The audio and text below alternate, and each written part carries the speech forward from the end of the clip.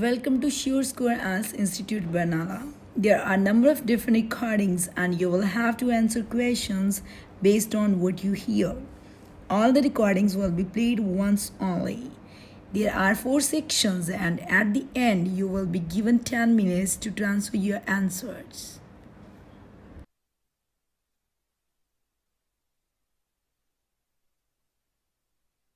Now listen carefully and answer questions 1 to 7.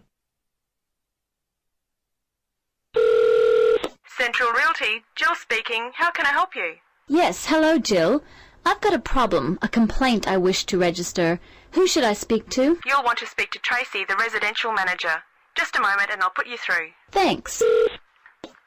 Hello, this is Tracy. I understand your rent is going to be increased. Yes, this is why I'm calling.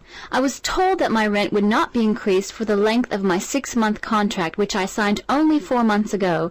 What's going on? Is my landlord allowed to do this? I see. Yes. Okay. That seems strange. Look, can I take down some of your particulars and I'll register a formal complaint to the landlord on your behalf? Yes, sure, that'd be good. Firstly, name and address, contact details. Yes, Jane McSweeney. That's McSweeny. 3 Mauger Street. That's Maugher Street. Winderee, 3355. And the phone there? Yes, you can contact me on 334756 extension 3176. I generally arrive home by 6 o'clock in the evening, so you can call me around that time, but not after 9. Oh, sorry, 8:30, because that's the time I leave for work. Okay, so I should note down that the problem is that your landlord wants to raise your rent. And when did you first move in? Yes, well, the contract began on August 1st, and... oh, hang on. Sorry, that's the ending date. We actually moved in on February the 1st. Before you listen to the rest of the conversation, you have some time to look at questions 8 to 10.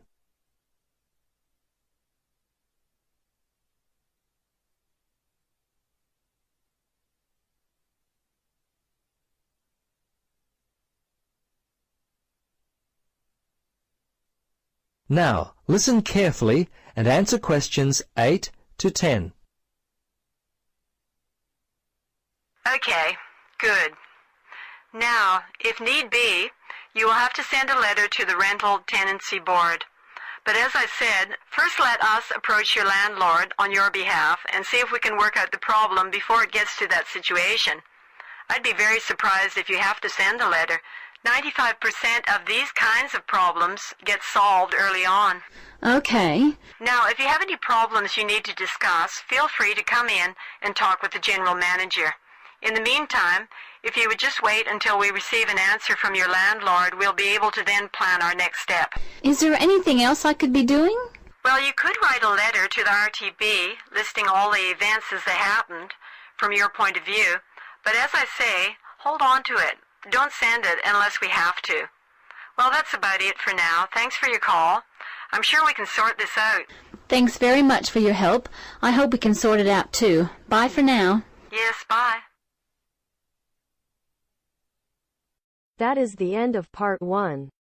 You now have half a minute to check your answers.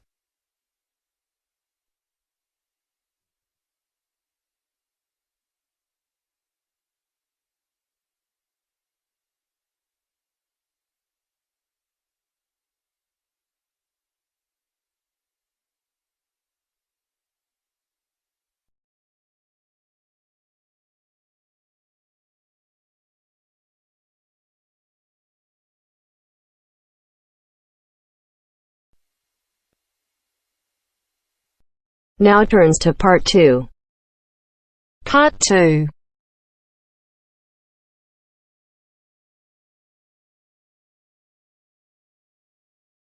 You will hear a speech given to new employees at a museum. You have 30 seconds to look at questions 11 to 13.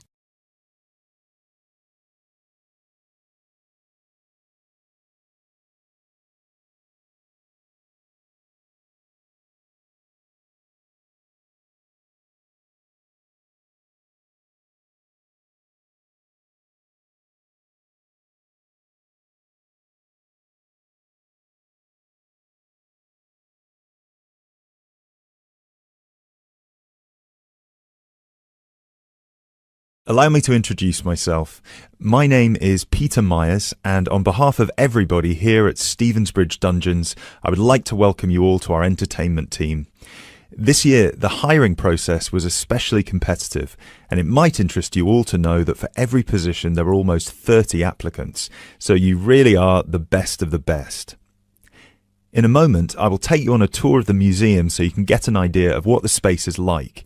But first of all, I would like to show you around the staff room.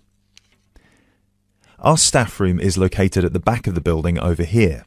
You will notice that there are two entrances to the staff room. One leads to the room we're in now, which is the main and oldest dungeon here at Stevensbridge, which we have turned into the museum. This is where you will greet the new visitors, and also where the tour throughout the dungeons will begin. I should mention now that we only ever send visitors through as part of a group, so even on the busy days you will still get roughly 10 minutes of free time between each group. Make sure you use that time wisely, because you'll need to get straight back into character as soon as it's over. Now look at questions 14 to 20.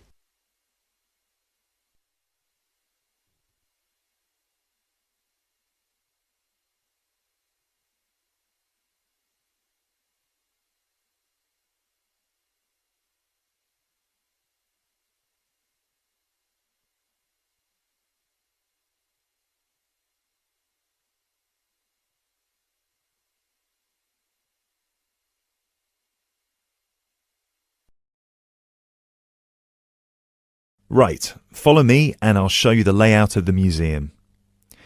From the museum, we can pass through this door near the interactive display into the staff room. From here you can see the steps at the far side in the opposite corner that lead outside into Berwick Street. When you arrive for a shift, it will be much easier for you all to come in the Berwick Street entrance directly down the steps to the staff room. If you come in through the main visitor entrance, it will take you longer to get past security. As you can all see, there are lockers on your right-hand side. They should be big enough for you to put your bags and coats in. You'll get given keys later that work with any of the lockers in here. Over on the other side, past the lockers, is our most exciting area. This is where our wardrobe and makeup will take place. Every shift, you will be transformed from normal people into grotesque medieval prisoners. If you're lucky, you get to be the jailer, but even they rarely bathed in those days. Of course, some of you might consider yourselves method actors, but please do try to shower before your shift. We don't want to give visitors an experience that's too authentic. Now, we do have a staff shower here if you really need it. It is located next to the staff toilets, which are unisex. I hope nobody has too much of a problem with that. Unfortunately, dungeons were not really designed with comfort in mind. You can find the bathroom at the other end of the room from the makeup area. There is also another toilet for the public, concealed just to the right of the door into this room. Let's move back into the museum. We have three main sections down here. The first one you pass into when you leave the staff room is the museum. This is where all the useful information can be found, such as dates, number of prisoners, and the kinds of torture that were used. I know it's a lot of information to take in on your first day, but try to learn as much of it as you can. Even though you'll mostly be in character, visitors might want to ask you some questions, and it would be great if you could tell them more about the dungeons. I think it would be more interesting if visitors could learn directly from you rather than having to read about it. As you can see, on the left we have an interactive display for children, and on the right we have a photo booth. This was the original dungeon, first built in 1435. Now, let's pass through into the main dungeon that was added during the Tudor period in around 1570. You might be able to feel that the air is a lot damper and cooler here. That is because we are now beneath the River Stevens.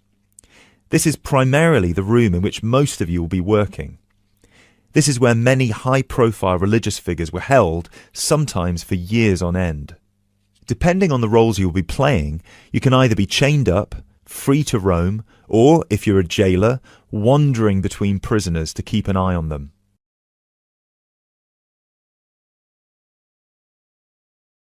Now we will pass into our third and final section, the prison cells. Over here, you can see there are some wooden stocks and a fake gibbet. Don't worry, I can see a couple of you looking concerned. You don't need to reenact any of the torture scenes for visitors. One person each shift will play the jailer in here, where you will give a speech to the group about some of the more notable prisoners to stay here in the past. This is usually the end of the tour, but some visitors will certainly want to ask you more questions at this point, so please try your best to make yourselves available. Help them by answering any questions they have. Also, feel free to guide the visitors through the museum if you see that they're going the wrong way. This concludes our introduction to your new workplace. If you'll please follow me, I will get you all issued with your keys and some information about the dungeons that you can take home with you to study. I will also introduce you to your shift supervisor, Alice Stiles, and you can ask her any questions you may have about your roles.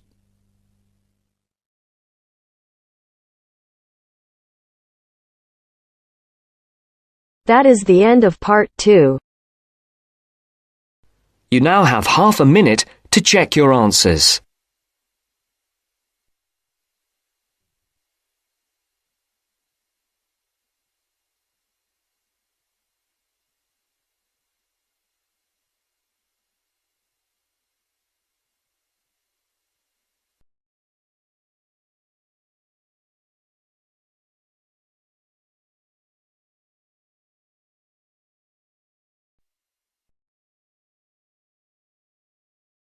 Now turns to part 3. Part 3. You will hear a conversation between a university student and a librarian about using the city archives.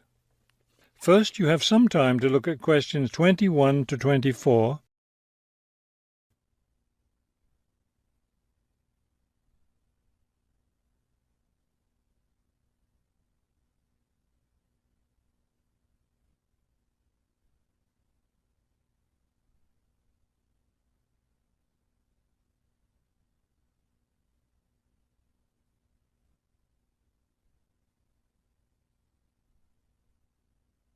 As you listen to the first part of the conversation, answer questions 21 to 24. Hello. I was wondering if you could give me some information about using the archives? I'd be happy to. Are you a resident of the city? Actually, I live just outside the city, but I study at the university downtown. That's fine. All you need to do is show your university identification card, and you can use the archives at no charge, as long as your ID card is current, of course. Yes, it's valid. So I don't have to pay anything? No, city residents pay an annual fee, but students can use the archives for free. Everyone else needs to get special permission from the director, but that doesn't apply to you, of course. Oh, good. I was also wondering about the schedule. I have classes every day, Monday through Friday, and I also have a part-time job. So I could really only use the archives on weekends. That's not a problem at all. We're open all weekend. Actually, the only day we're closed is Monday, so you can come any day, Tuesday through Sunday. Are you open in the evenings? Yes, we're open from 9:30 in the morning until 8:30 in the evening. That will fit my schedule well. Before you hear the rest of the conversation, you have some time to look at questions 25 to 30.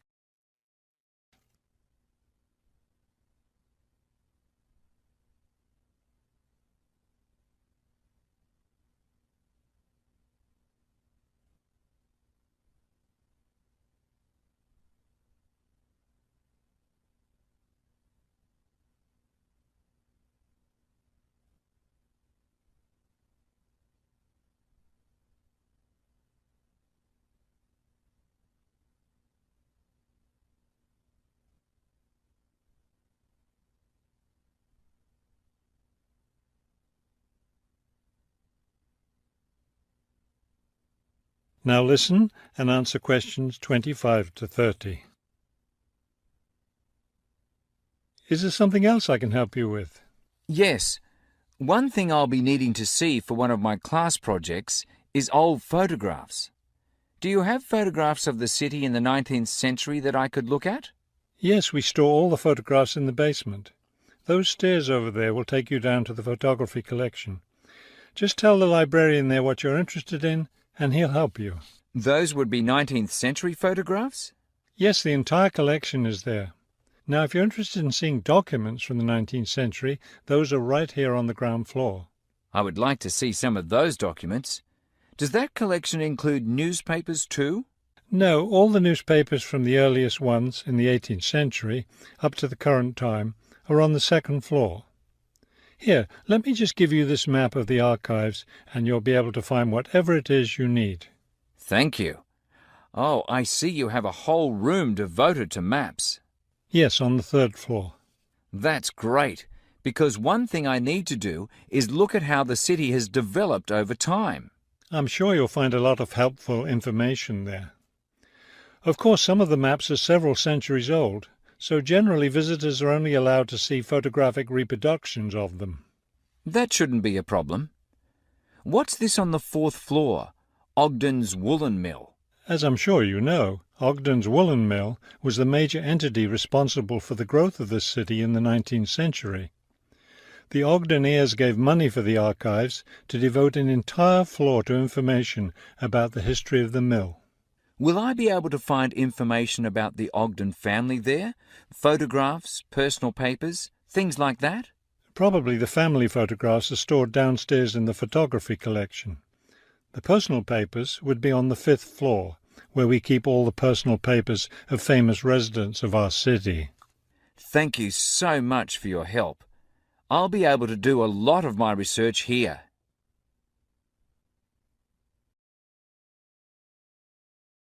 That is the end of part 3. You now have half a minute to check your answers.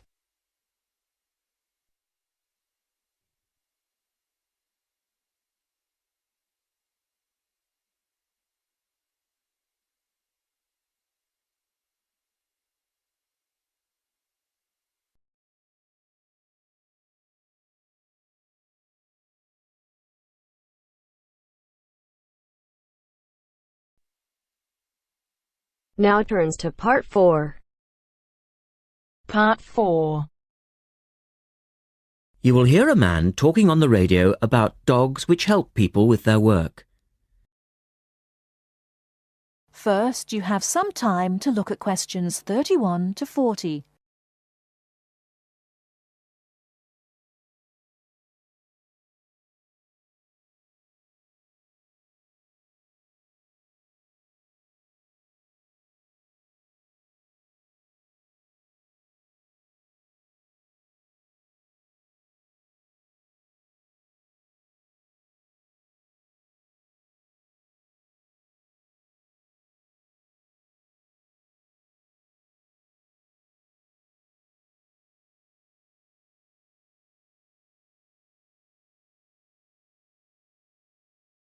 Now listen carefully and answer questions 31 to 40.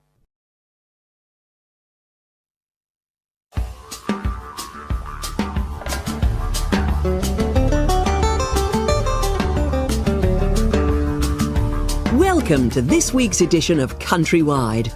And today, we're taking a look at a number of different breeds of working dogs. And here to report on the dogs with jobs is Kevin Thornhill. Thanks, Joanne. Well, yes, dogs with jobs is the subject of today's program.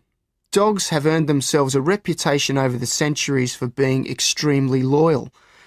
And here's a little story which illustrates just how loyal they are. Just outside the country town of Gundagai in Australia is a statue built to commemorate a dog. A dog which sat waiting for his owner to return to the spot where he'd left him.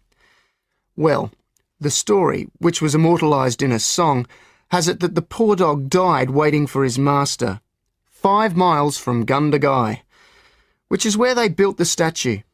Now that's what I call loyalty.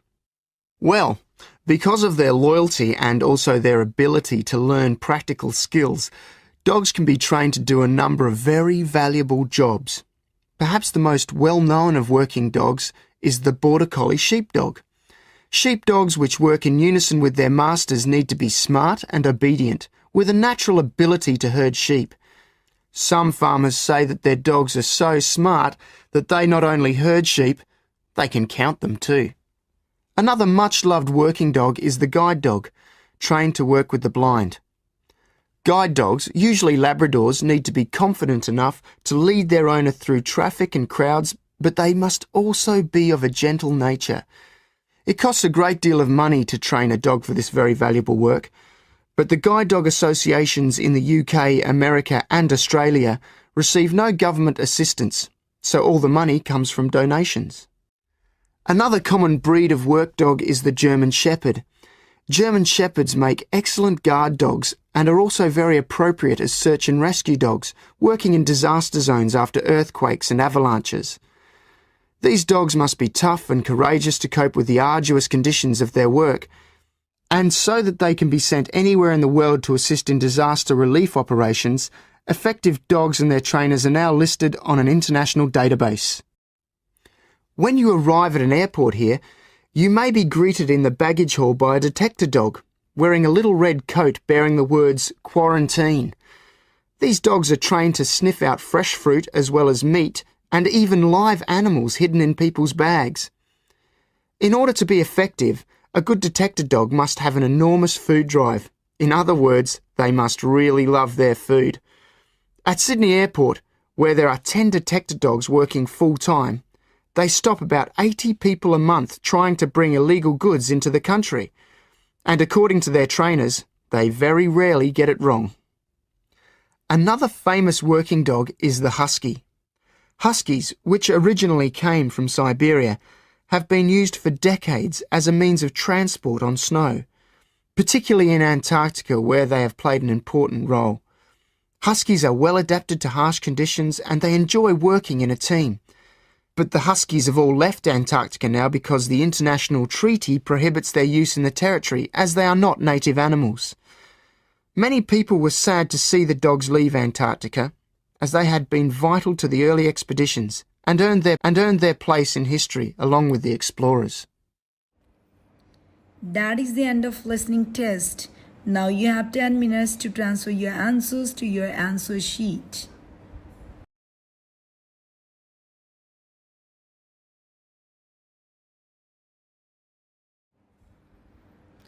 Don't forget to subscribe this channel for more as written material.